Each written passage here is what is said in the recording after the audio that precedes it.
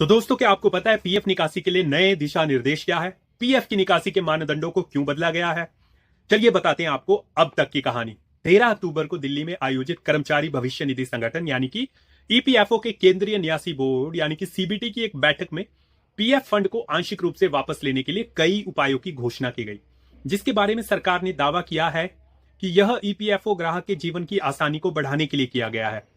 अब आपको बताते हैं नए प्रावधानों में ईपीएफओ में क्या क्या है। सीबीटी ने 3 श्रेणियों के तहत एक एकल सुव्यवस्थित नियम में वापस लेने के लिए 13 जटिल प्रावधानों के विलय को मंजूरी दी। आवश्यकताएं जिसमें बीमारी, शिक्षा और विवाह जैसी चीजें, आवास की जरूरतें और विशेष परिस्थितियों को जोड़ा है।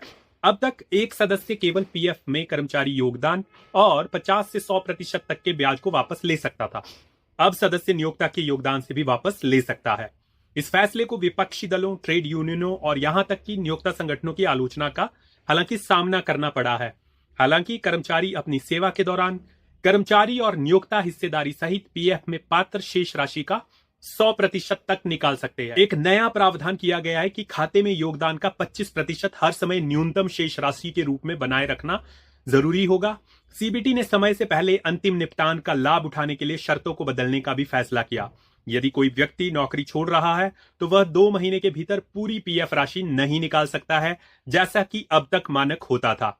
अब व्यक्ति 12 महीने के बाद ही राशि निकाल पाएगा।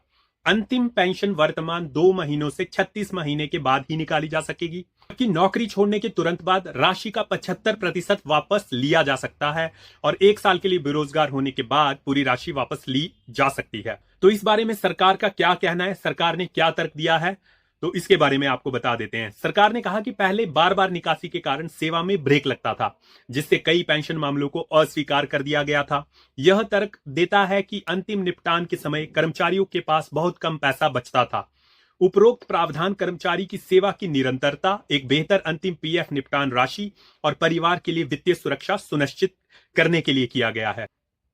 और सरकार ने यह भी दावा किया कि वह सदस्य को उच्च मूल्य सेवानिवृत्ति कोष जमा करने के लिए ईपीएफओ द्वारा दी जाने वाली उच्च ब्याज दर के साथ साथ चक्रवृद्धि लाभों का आनंद लेने में मदद करेगी। इससे पहले शादी या घर खरीदने के लिए निकासी की अनुमति केवल 5 से 7 साल के बाद की गई थी और सरकार ने कहा कि अब यह केवल 1 साल के बाद ही किया जा सकता है। शिक्षा या बीमारी के लिए निकास सीमाओं को भी अधिक लचीला बनाया गया है। इसके अतिरिक्त किसी भी विशेष परिस्थितियों या आपात स्थिति में पूर्ण पात्र राशि को बिना किसी प्रश्न के 1 वर्ष में 2 बार तक निकाला जा सकेगा।